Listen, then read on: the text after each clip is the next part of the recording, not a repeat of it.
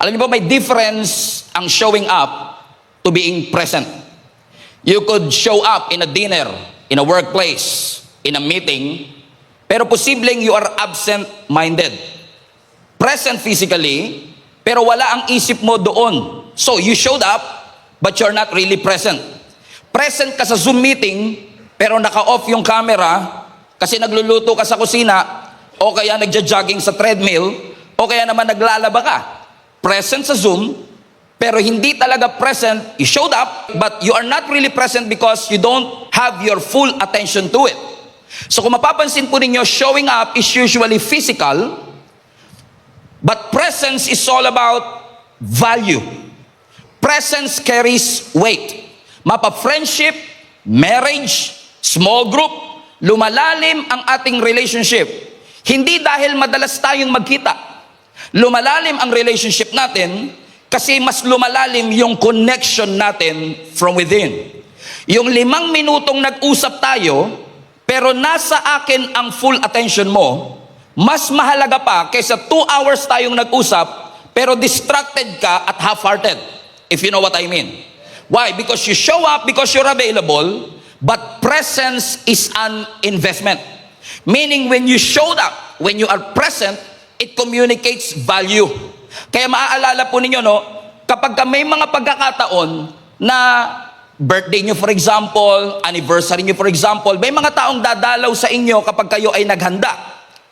Pero minsan hindi nyo na natatandaan sino yung mga umaten sa 7th birthday mo. Oh, okay. 55 na pala kayo. So, sino ang uling umaten sa 18th, okay, sa 20th or 35th birthday mo, pero tandang-tanda mo kung sino yung dumalaw sa iyo sa ospital. Sino yung nandoon nung nilalamay ang mahal mo sa buhay? Because ang totoo mga kapatid, there is a difference between showing up when things are good, and there is a difference between showing up when things are bad. Because the real weight of presence is revealed when you are going through an uncertain situation, painful situation, or disappointing situation. Meaning kapag dumadaan ka sa masasakit at mahihirap na parte ng buhay mo, mas nakikita mo yung bigat ng presence ng mga taong dumadalaw sa iyo. Ibig sabihin, maganda na dalawin mo ako kapag masaya ako, kapag inspired ako, kapag motivated ako, pero mas matatandaan ko yung presence mo when things are not looking good in my life. This is the context of Ezekiel, not just Ezekiel 48, but the entirety of the book. In fact, marami pong leaders and preachers hindi masyadong pinag-uusapan ng Ezekiel because pag binasa mo kasi ang Ezekiel, parang medyo depressing siya. Because ang Ezekiel po ay pinag-uusapan rito kung paanong naging exile ang nation of Israel, na oppress ang nation of Israel again ng superpower kingdom nung unang panahon na ang pangalan ay Babylon. Everybody say Babylon. Na makikita po ninyo sa text natin mga kapatid, na netong Ezekiel 48, makikita ho natin na si Prophet Ezekiel is actually nagmi-minister sa buong bansa regarding their oppression, regarding their defeat dito sa kingdom ng Babylon. Sinasabi ni Prophet Ezekiel, ang ating syudad wasak, ang ating mga templo durog, ang ating mga bridges, nako, hindi mo na mapapakinabangan. At ang mga tao, they felt abandoned. They felt displaced. Pakiramdam ng mga tao, homeless kami. Wala kaming sariling identity. Ang Israel leadership, hindi mo makita. Parang wala kaming structure. Or in essence, the whole nation of Israel is actually in a place of no stability. Now think about this.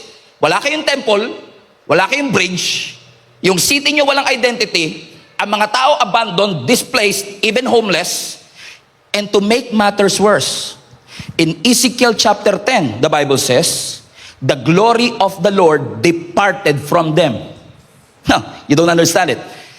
Sira ang kanilang temple, wasak ang kanilang mga bridges, ang mga tao walang sariling tahanan, ang sama na nga ng sitwasyon, sa Ezekiel 10 pa, lalo pang sumama, kasi yung presensya ng Diyos na inaasahan nilang nandun para sa kanila, ang sabi ni Ezekiel 10, the glory of the Lord departed from them. Parang ang hirap ng ganung sitwasyon, ano? Kasi sa mga panahong kailangan mo ng tulong, durog ka, hirap ka, nasa challenges ka, you want the very presence of God to be there with you as an assurance na hindi ka talaga iniwan at pinabayaan ng ating Panginoon. Ibig sabihin, yung pagiging exile ng nation of Israel, kasi nasa Babylon sila, technically malayo sila sa kanilang sariling bansa. So kung titignan nyo yung kanilang exile, medyo geographical. Kasi malayo sila sa kanilang sariling syudad. Pero makikita po natin sa Ezekiel 10 na yung kanilang pagiging exile ay hindi lang geographical, kundi ang kanilang pagiging exile is actually spiritual din. Because nagkaroon sila ng distance sa ating Panginoon. Are you following me so far? So ulitin natin, their temples are destroyed, their bridges are destroyed, the people are homeless, displaced, walang sariling leadership, structure at identity ang buong bansa. The glory of the Lord departed from them. But thanks be to God. Hallelujah. Ang sabi ng scripture sa Ezekiel 40 to 48, our text for today, sa Ezekiel 40 to 48, nagbigay ang Panginoon kay Ezekiel ng napakagandang prophecy. Are you ready mga kapatid? Naulitin natin, the bridges are destroyed, the cities are destroyed, walang identity ang buong bansa, and then on Ezekiel chapter 40, nag-shift ang lahat ng bagay.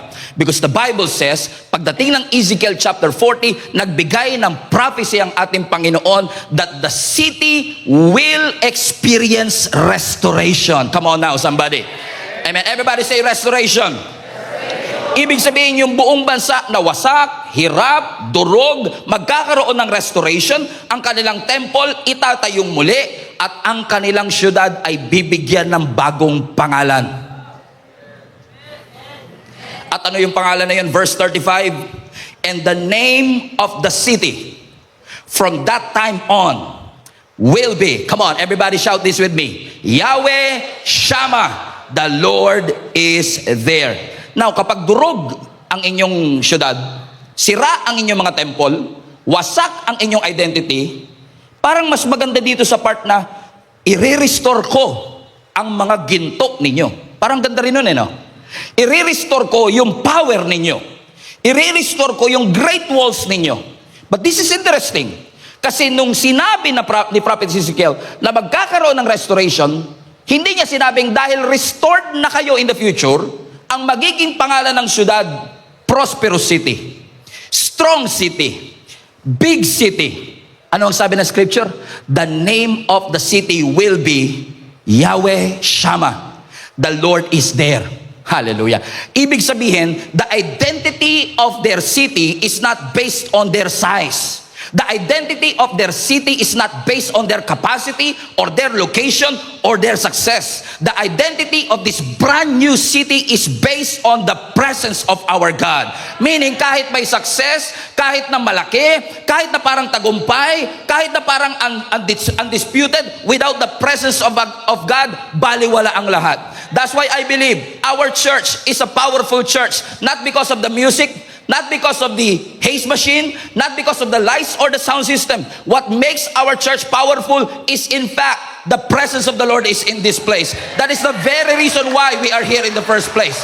Hindi tayo narito para sambahin ang ibang pangalan, pangalan ni Pastor Stephen, pangalan ng Jesus Live Community. No, we are here because we know and we felt the presence of the Lord is here. That every time nasa bahay ka, naliligo ka pa lang, sasabihin mo, saan ka pupunta? Pupunta akong church. Bakit? I feel the presence of the Lord there because I know the Lord is there.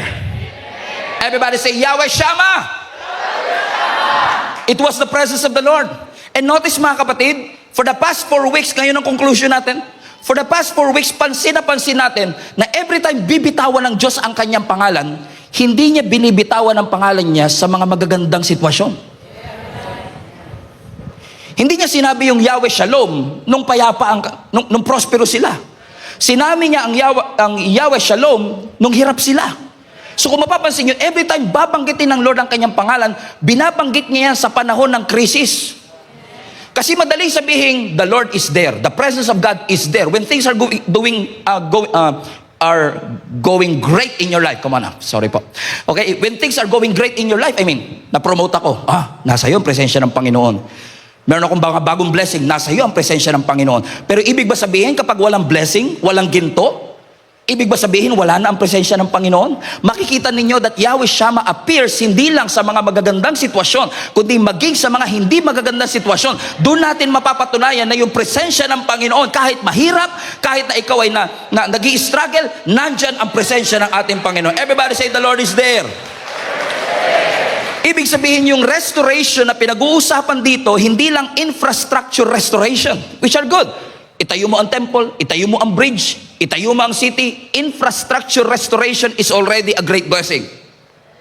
But the most important restoration in this text is not the restoration of their infrastructure, but the restoration of God's presence. Yung presence na umalis sa Ezekiel 10 ay babalik, ang sabi ng scripture. And watch this, hindi lang sinabi ni Lord, I will return.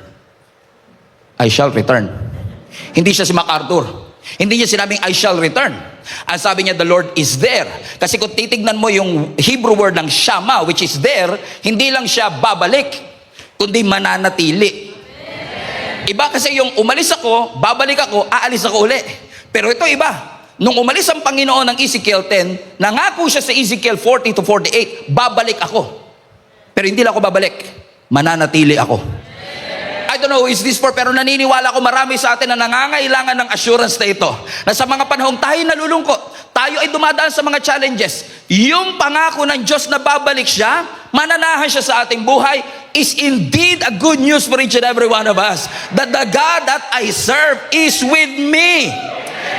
Yes, ang bansa kailangan ng restoration. Yes, ang bansa kailangan ng deliverance. But more than anything else, ang pinakamagandang assurance na natanggap nila, hindi ko kayo iniwan, hindi ko kayo pinabayaan, because Yahweh Shammah is there, meaning the Lord will dwell, meaning the Lord will settle. Hindi lang siya bumibisita, hindi lang siya dumadaan, He will remain.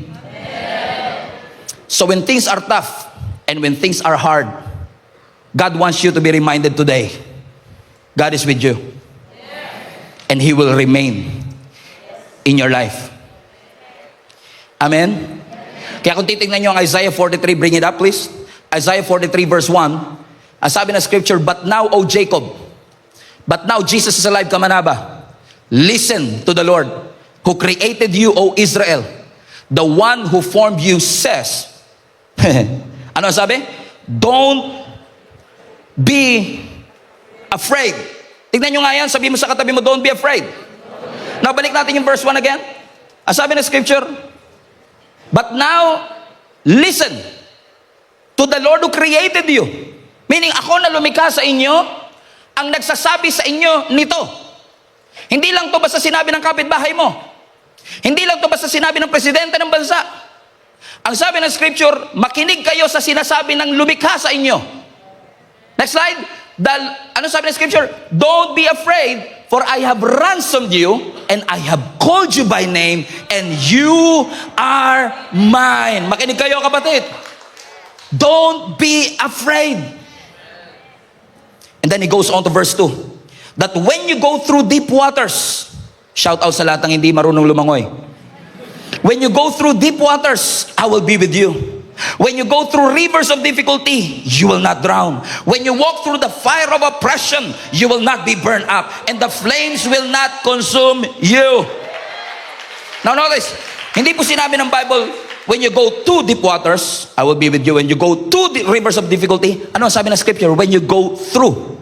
Kasi pag nakaharap ka ng pagsubok, pwede kang tumakas, pwede kang umatras, pwedeng tanggalin ng Lord ang pagsubok. Pero ano sabi ng scripture? When you go through it.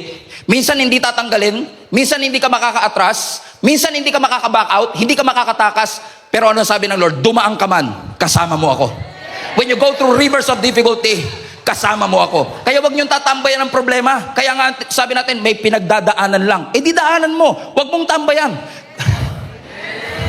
Ang problema kasi sa natin, nirereklamo natin, parang hindi ka ako kasama ng Panginoon. Eh, sabi kasi ng Lord, daanan mo, you go through it. Kailangan mong pagdaanan, pero hindi ibig sabihin diyan ka matutulog. Hindi ibig sabihin niya ng destiny mo. But ito ang pangako. Hindi nangako ang Diyos tatanggalin ang problema, pero nangako siya, kasama mo siya sa problema. Kasama mo siya sa mga pagsubok. Remember Shadrach, Meshach, and Abednego? Di ba? Pinarusahan sila na King Nebuchadnezzar. Ang sabi, itapon mo sila sa pugon ng Panday Manila. Remember that? Remember that? Ang sabi ng scripture, sa sobrang galit ni Nebuchadnezzar, ininit niya ng ininit na yung naghatid, yun pa yung unang nasunog. At nung nandun na sa pugon, yung tatlo, Shadrach, Meshach, Abednego, nung sumilip si Nebuchadnezzar, sabi niya, liga rito, di ba tatlo lang yung tinapon? Ba't parang apat yun? At parang yung isa, parang anak ng Diyos. Which I believe hindi yun parang anak ng Diyos. I believe that is the pre-incarnate appearance of our Lord Jesus Christ. He was there. Hindi, may kayanan ba ang Panginoon na nung binuksan yung pugon, biglang hindi gumana? Boss, hindi nag-function. Pwede, kasi makapangyarihan siya eh. Pero inalaw ng Panginoon na gumana, painitin ng sobra, dumaan sila sa apoy, hindi sinabi ng Lord, tatanggalin ko yung apoy, hihipan ko yung apoy. Kaya ba ni Lord ihipan? Kaya rin. Pwede mamatay, pero hindi hinipan ni Lord. Kaya huwag ka ng pray, Lord, hipan mo. Minsan pray, Lord, wag gumana, tanggalin mo. Minsan kailangan mong daanan. Pero kahit daanan mo, hindi naman pinangako ng Lord, hindi gagana yung pugon. Hindi naman pinangako ng Panginoon na hihipan niya yung pugon. Pero ipinangako niya, kahit dumaan ka sa apoy, kasama mo ako. He will be with you. Come on now. And come to think of it, paglabas nila sa pugon ng Pande Manila, ang sabi ng scripture, hindi sila amoy usok. May kilala ba kayong ganyan? Dumating sa matinding problema, pag tinignan mo, talaga dumaan ka sa ganung pagsubok, hindi mo halata. Kasi kung isipin mo, sa tindi ng pinagdaanan mo, dapat pangit ka na eh. Pero sa tindi ng pinagdaanan mo, ang ganda mo pa rin, blooming ka. Walang amoy usok. Hindi ka amoy usok. Anong ibig ko sabihin mga kapatid? Minsan hayaan ng Lord na dumaan ka, pero hindi papayagan ng Lord na mangangamoy usok ka. Bakit? He will be, come on, everybody say, God will be with us. He will be with us. Makakaramdam ka pa rin ng pressure, pero hindi ka na nagpapanik. Umiiyak ka pa rin, pero hindi ka na nagko-collapse. Dumaraan ka pa rin sa pagsubok, pero you're not losing your identity. Kasi hindi pinangako ng Lord, tatanggalin niya, pero nangako ang Panginoon, He will be with us. He will be with us. He will be with us. Amen. Psalms 46 verse 1, God is my refuge. Come on. Pupurgahin tayo ng Panginoon sa mga encouraging word today. Psalms 46 verse 1, God is our refuge and our strength. Read the verse. The very absent help. No, sabi ng scripture, the very present help. Sino sa inyo dumadaan sa trouble? At yung mga kaibigan yung kasama nyo dati, absent. Pero thank God, hallelujah, the Lord is with us. Why? Because He is our refuge and our strength. The very present help. Dahil present siya, dahil present ang Diyos, dahil nandyan ang presensya niya. Next verse. Therefore, we will not fear. Kaya, madali kasi sabihin, huwag ka matakot. Dali lang siya sabihin yan. Pero anong guarantee natin kung bakit di tayo dapat matakot? Kasi kasama natin ang Diyos. He is our refuge and our strength. So ano sabi ng scripture? Even though the earth may be removed. The earth may be removed? The earth will be removed? Grabe naman yata yun. And though the mountains be carried into the sea. Yung bundok, yung Mount Apo mapupunta sa dagat? Totoo ba yan, Pastor? Nasa Bible eh. Let's continue the reading. Though its waters roar and be troubled, though the mountains shake with its swelling, you should not be afraid. Ano yung dinidescribe dito kanina? No, I don't know. I don't think na literal ito. Pero this is what, from what I understand, this is what the Bible is saying. Dinidescribe ng scripture na kahit dumaan ka sa worst case scenario, mag-collapse ang creation, mag-fall ang mga mountains, ang waters mag-roar, that everything is unstable. You should not be afraid. Why? Because God is your refuge. And God is your strength. Alam niyo kapatid, kung huminto si Lord sa refuge, okay na ako. Kahit sabihin mo lang, God is my refuge, okay na ako. Pero nilagyan niya pa ng and strength. Ano ibig sabihin nun, Pastor? Kasi may mga pagkakataon talagang dadaan ka sa pagsubok na kailangan mo ng Lord, ikaw ang refuge ko. Diba may mga ganun tayo, Lord, ingatan mo ko. Pero minsan kailangan ikaw yung lumaban. At pag ikaw ang lalaban, He is your strength. Pansinin niyo, offensive at defensive, kasama mo ang ating Panginoon. That even though you experience a worst case scenario, the Lord promised us, He will be with us, that His presence will remain, that His presence will dwell in us. So ibig sabihin, even if everything collapses in your life, we will remain unshaken. Hindi dahil maliit ang problema. Hindi binibilitan ng Diyos ang pagsubok mo. Hindi niya minamaliit ang pinagdadaanan mo. Pero kahit gaano pa kalaki ang pagsubok na pinagdadaanan mo, mas malaking refuge ang Panginoon sa lahat ng ating mga struggle. Because, why? Because He, everybody say present. Because He is present. In fact, pag pinag-aralan niyo po yung scripture, yung theology ng presence of Lord, napaka-encouraging. Kasi tinawag po ng Bible ang Panginoon na omnipresent. Omnipresent. Alam niyo po ibig sabihin ng omnipresent? Omni means all, lahat. Present means you exist in a place. So ibig sabihin, when you say God is omnipresent, He exists in all places. Ganda nun. Ang ganda nun. Ako lang nagandaan, di ba? Ang ganda nun. Pastor, ibig mo sabihin kung the Lord is present everywhere, kahit sa bar, nandun si Lord? Yes. Pero hindi porket nandun si Lord, agree siya sa ginagawa doon. Hindi porket nandun ang ating Panginoon, na-honor siya sa ginagawa doon. But this is what I know. God is everywhere. Lahat ng, ibig sabihin, today, lahat ng mga 16 churches natin, we are receiving one message. Nagpipreach ako ngayon, yung iba sa kanila, nakikinig sa mga mission stations natin. Naniniwala ba kayo nandito ang presensya ng Diyos? Pero naniniwala rin sila, nandun daw eh. Naniniwala din yung Bacolod, nandun din yung presensya ng Panginoon. So we believe that God is everywhere. He is omnipresent. But, may tinatawag na manifest presence. Na yes, nandito ang presensya ng Panginoon, pero the moment you step in, kami namang yung kanina habang nag-worship kayo, alam mong nandito ang presensya ng Diyos, pero naramdaman mo yung manifest presence.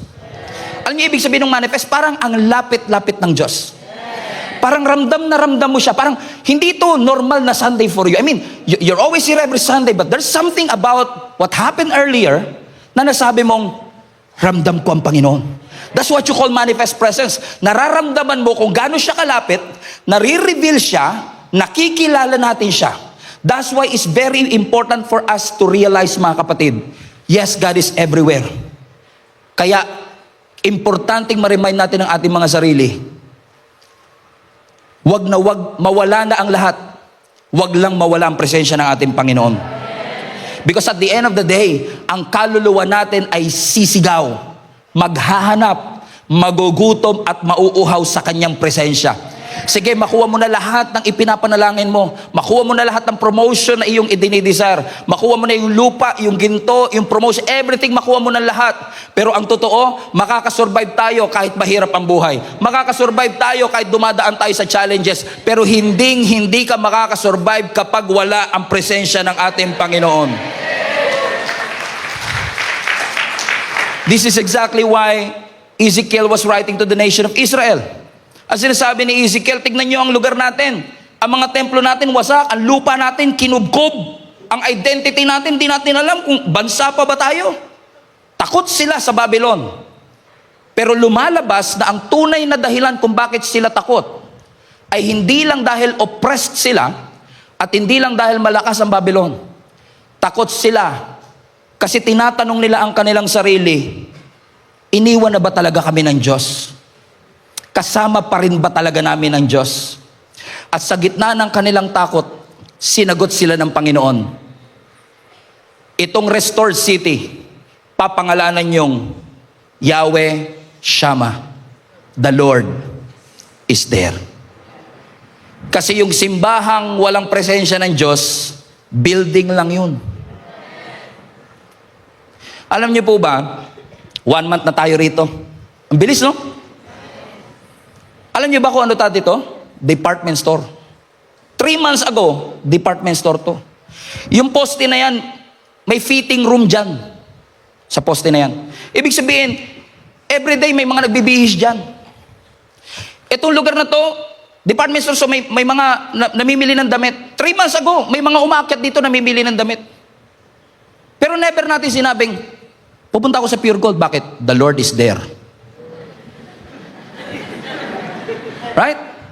Pero 3 months later, every Sunday now, you say, I will go to church. Bakit? I feel the presence of the Lord there.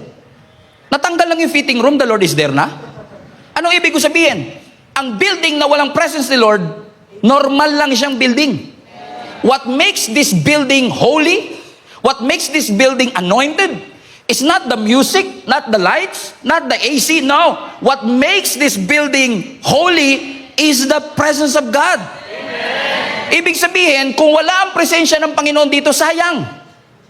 I mean, kahit 8 ang service natin. Am I prophesying? Come on now. I am prophesying. Naka-record ba yan? I am prophesying now. Kung maging 8 ang service natin every Sunday, pero wala ang presensya ng Lord, program lang yon. Wala ang presensya ng Panginoon. Why? Because we know that when the presence of God appears, even the fear will disappear. Amen. Do you remember the disciple of Jesus Christ? Days after Jesus was crucified, lahat sila takot. Nasa loob sila ng bahay nila, sarado bintana, sarado ang pintuan. Kasi alam nila pwedeng sila ang susunod na arestuin. Sila yung susunod na ipapako sa krus. But ang sabi ng scripture, in the midst of their fear, Jesus appeared. And Jesus said, Shalom. Why? Because kahit nasa gitna ka ng takot, when God's presence appear, your fear will disappear. Come on. Palapakan natin ang ating Panginoon. Sabihin mo sa katabi mo, the Lord is with you. Lakasan mo, the Lord is with you. So kung tayo buhay, humihinga, pero wala ang presensya ng Panginoon, nakakasurvive lang tayo. What makes this church holy, consecrated, is the presence of God. In fact, let me take it further. What makes heaven, heaven, is the presence of God. Kasi think about this. Ang sabi ng scripture, pagdating natin sa heaven, we will sing worship songs. Aanuin mo yung worship songs kung wala kayo i-worship. What makes heaven, heaven, is the presence of God. Kasi yung langit, sabi ng scripture, lalakad tayo sa kalye ng ginto. Yun ba ang dahilan? Ba't excited ka sa langit? Ang dahilan ba bakit ka excited sa langit? Kasi may mansion ka. Sabi ko nga, Lord, yung mansion ko, lagyan mo swimming pool. Binibiro ko si Lord eh. Kaya ka ba excited sa langit? Kasi dun sa langit may ginto kang dadaanan at dun sa langit may sarili kang mansyon? Think about this. Kahit may ginto sa langit, kahit may mansyon ka sa langit, kung wala ang presensya ni Lord dun, geography lang siya. But what makes heaven, heaven is not the gold, not the mansion. What makes that place special is because we believe the presence of God is there. And just by thinking about it, iniisip ko pa lang na ako'y pupunta ng langit. Sino sa inyo excited pumunta ng langit? Taas nga kami, lahat na excited. Huwag niyo bababa. Lahat na excited pumunta ng langit. Come on, come on. Sabi mo sa tabi mo, paano kung ngayon na? Sabi mo sa kanya. Lahat excited pero ayaw ngayon ah. Alam mo what makes me excited about heaven? It's not the mansion, it's not the gold streets, not the big wide gate. What makes me excited, actually nag-goosebumps pa, is the fact that the God that I serve, yung Diyos na pinag-alayan ko ng 25 years in the ministry, na iniwan ko yung karir ko para sumunod, I will see Him face to face. And I will lay my crowns before Him. That's what makes me excited. Kasi kahit nandun ang ginto, nandun ang mansyon, kung wala ang Panginoon, that's not worth it. But what makes heaven worth it is the fact that the Lord is there. Yahweh Shammah. The Lord is there. So sino sa inyo excited na pumunta ng langit? Taas kami lahat na excited pumunta ng langit. Come on, come on, come on, come on. Ibig sabihin, ngayon na, meron daw, 7 na lang daw, lalakad na. 7 na lang sila, lalakad na. Ibig sabihin, ang reward ng langit is God Himself. So ibig sabihin, maganda doon sa langit, may mansion, reward. Magandang reward dyan. Maganda na sa langit, may reunion. Maganda na sa langit, He will relieve all our pain. Ang sabi, you will stop crying. No more pain, no more crying. Ang ganda lahat nun. But the greatest reward of heaven is what? God Himself. Yes. Kaya pala ang sabi ni Moises sa Exodus 33, if your presence doesn't go with us, We don't want to leave this place. Alam mo, natauhan ako eh. Sabi ko, Lord, salamat for 33 years. Kung hindi ka namin kasama, hindi mananatiling nakatayo ang church na ito. Maraming tampuhang nangyari dito. Maraming mga umalis, maraming nadagdag, maraming nagbago. Pero for the past 33 years, ang hindi nagbago, hindi mo kami iniwan. So sabi ko sa Lord, Lord, for 33 years kasama ka namin, pero kung sa susunod ng 33 years, hindi mo kami sasamahan, okay na kami rito. Nagsiselebrate naman na kami, tapusin na natin dito.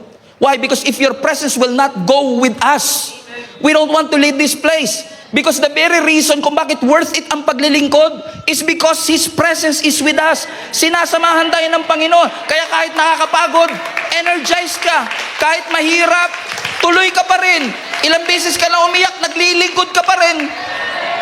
Every Monday sinasabi mo, I quit, nandito ka pa rin. Para mga volunteer dito sa harap, amen. Lakas ah. Amen. Alam niyo po, kahit sino ang presidente ng Amerika, ang official na eroplano ng American president ay tinatawag nilang Air Force One. I don't know if you're familiar with that. I have a picture of Air Force One here. Yung Air Force One, ito po ang official na sasakyan ng presidente ng kahit sino. Bush, Obama, Trump, kahit sino maging presidente, ang Air Force One, ang official na sasakyan ng presidente. Tinawag yung Air Force One, pero actually, hindi lang yan isa. Dalawa ang Air Force One. Pakita mo yung next picture. Dalawang Air Force One for contingency purposes. Na para kung masira yung isa, mapagpapatuloy ng presidente ang kanyang mga lakad. For safety purposes. Para hindi alam ng terorista kung nasaan siya dyan. Komprende? Pero alam niyo po ba, para sa mga mahilig sa eroplanong katulad ko, itong eroplano na ito is a usual 747 Boeing aircraft. Ibig sabihin, what makes this aircraft special is not the brand or the model of the aircraft. Hindi yung military technology, kundi yung presensya ng presidente. Kasi, kaya nga Air Force One, hindi pwedeng, pag dalawa, Air Force 2. Tama? Pero bakit siya, question, sino sa inyo botohan tayo. Sino sa inyo naniniwala yung nasa kanan ko ang Air Force One?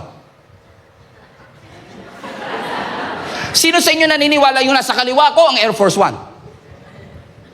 Pareho kasi, no? Hindi mo alam, alin dyan ang Air Force One? Kasi hindi mo pwede silang parehong tawaging Air Force One. Magiging Air Force One lang kung ano yung sasakyan ng presidente. So pag sumakay siya dito sa kanan, yun ang Air Force One. Ito Air Force 2, literally. At kapag dito siya sumakay, ito ang Air Force One. Ito hindi. So kaya siya special, hindi dahil sa teknolohiya. Kaya siya special dahil nandun yung presence ng presidente. What makes our building special, what makes our lives special, what makes this faith special, is because we know that the Lord is with us. Na yung presensya ng Panginoon ay kasama natin. So don't think for a moment na pinabayaan ka at iniwan ka ng ating Panginoon.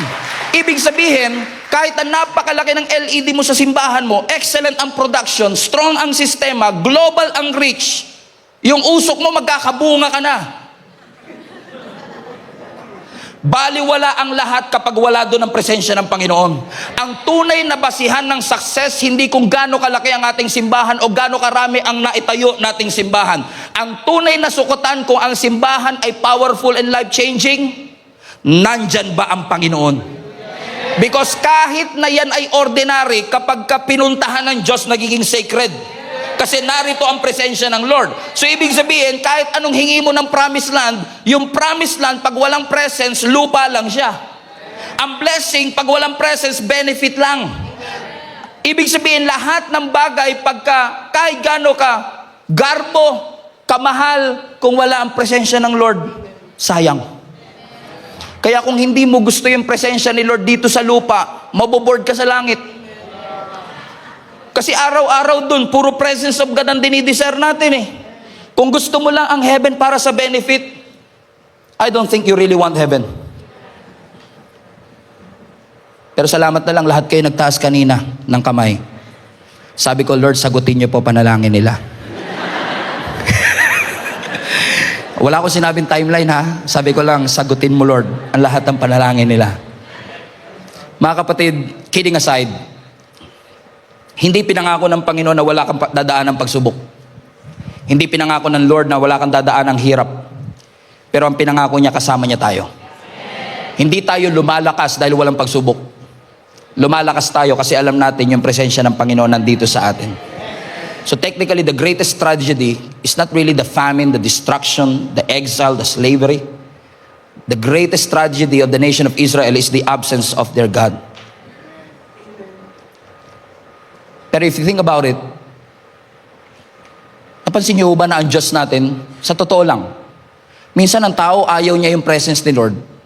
Pero si Lord parang napapansin ko, lagi niyang gustong kasama tayo.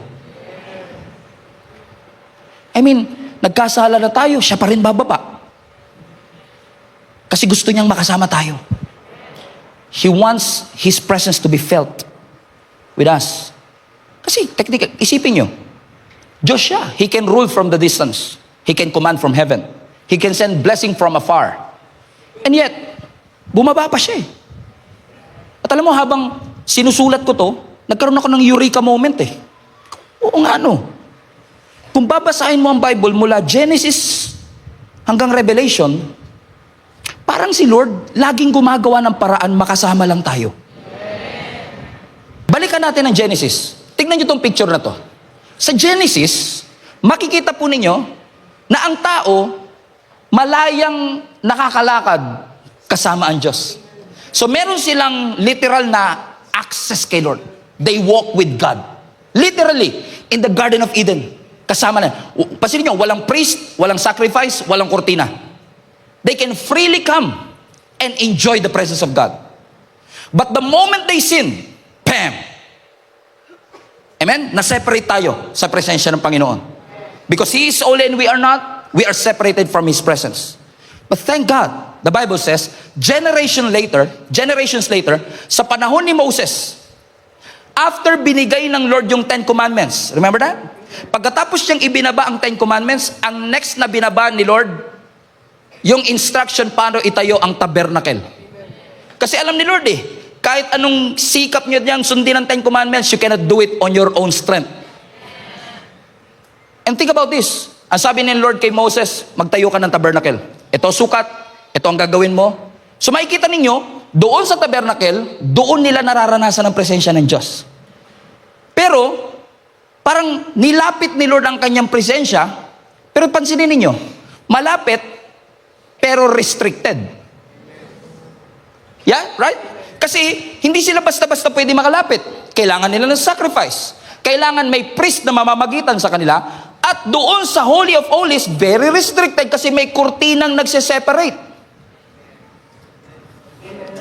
Pero dahil gusto ng Lord na siya ay gusto pa rin niya ilapit ang kanyang sarili sa atin. Then what happened? Generations later, ang sabi ng Lord, nung si David, nakita niya ang Ark of the Covenant na pumapasok o naibalik sa kanila, tuwan-tuwa siya. Sabi niya, Lord, gusto ko pong magtayo ng temple for you. Pero surprisingly, ang sabi ng Lord sa kanya, hindi matatayo ang temple under you. Matatayo siya under Solomon. Fast forward, nagkaroon tayo ng Solomon's temple. And then, ang sabi ng scripture sa 1 Kings, the moment na dinedicate ang temple, the presence of God dwelled in the temple. And now the presence was with them, technically, permanently. Every time you go to the temple, you can feel the presence of the Lord. And then on Ezekiel 10, the Lord's presence departed. But something unprecedented happened more than 2,000 years ago. Because the Bible says, yung Diyos na nasa langit, bumaba mismo bilang Jesus. If you think about it, Jesus was God becoming accessible to each and every one of us. Na ang sabi ng Bible kay Mary, put up Matthew 1:23. Look, the virgin will conceive a child. She will give birth to a son, and they will call him Emmanuel, God with us. Sa Old Testament, the Lord will be there sa John, the Lord is with us. Yung naiprophesy kay Ezekiel na fulfill kay John. So now, we are not just saying, Lord, samahan mo kami. May pangako ang Panginoon sa atin. Emmanuel, God is with us. He is with us, church. The Lord is with us. Tingnan mo nga ang katabi mo, mukhang hindi siya kumbinsido. Sabi mo sa kanya, the Lord is with us. The Lord is with us. Amen? Wala nang veil, wala nang distance, wala nang restricted access. Dahil kay Jesus, malaya tayong makakalapit sa Kanya. And take note, si Jesus hindi lang nanahan sa temple. Hindi lang nag-a-appear doon sa tabernacle. Now, by the grace of God, because of Jesus Christ, He remained with us. He walked again with us. He touched the leper, remember? He ate with a sinner, remember? Pinakain niya tayo, remember? Why? Because now Jesus is with us. Anumang bagay na nawala sa Garden of Eden, ibinalik at nirestore muli ng ating Panginoon when Jesus came here on earth. Dahil sabi ng Bible sa John 1, in the beginning was the Word, and the Word was with God, and the Word was God. Sino yung Word na ito? Jesus Christ. Verse 14, and that Word became flesh, come on, and dwelt. Hindi sinabing visit. Hindi ka binisita ng Panginoon, hindi lang dumaan ng Panginoon, He dwelt among us, and now we beheld His glory, the glory of the only begotten of the Father, full of grace and truth. Why? Because the Lord is now with us. Meaning, hindi lang gusto ng Lord pagpalaing ka, gusto ng Lord manahan kasama mo. And for 33 years, naniniwala ko, hindi lang tayo nagsusurvive. Now that we are celebrating anniversaries, I believe that anniversaries are not just numbers. This is not about the buildings or the churches that we built. Our greatest achievement is not the churches that we planted. I believe the greatest indication of success is nanatili ba ang presensya ng Panginoon. Dumaan tayo sa matinding hirap, and yet here we are. By the grace of God, hindi nawala ang conflict, pero hindi rin tayo iniwanan ng ating Panginoon. He remained with us. Ang sabi ng Ezekiel 48, and I will close with this, verse 35. And the name of the city, everybody read with me.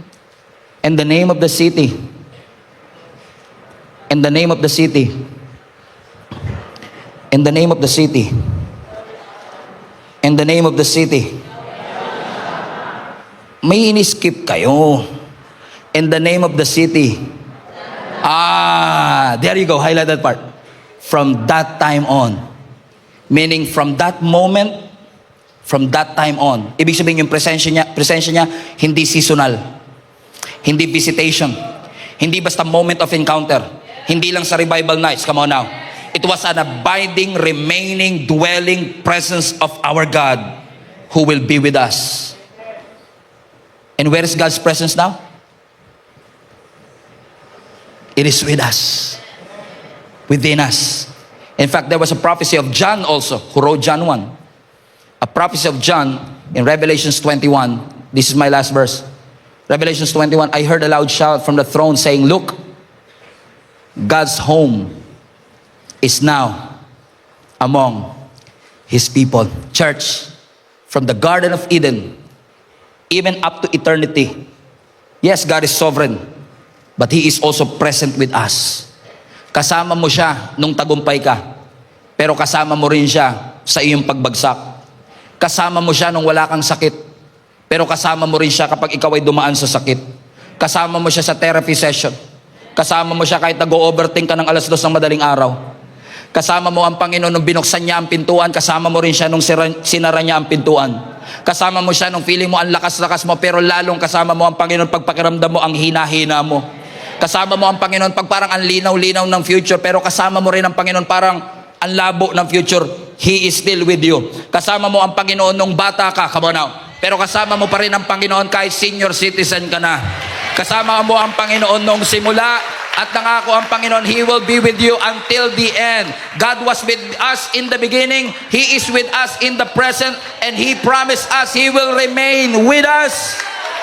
He will remain with us.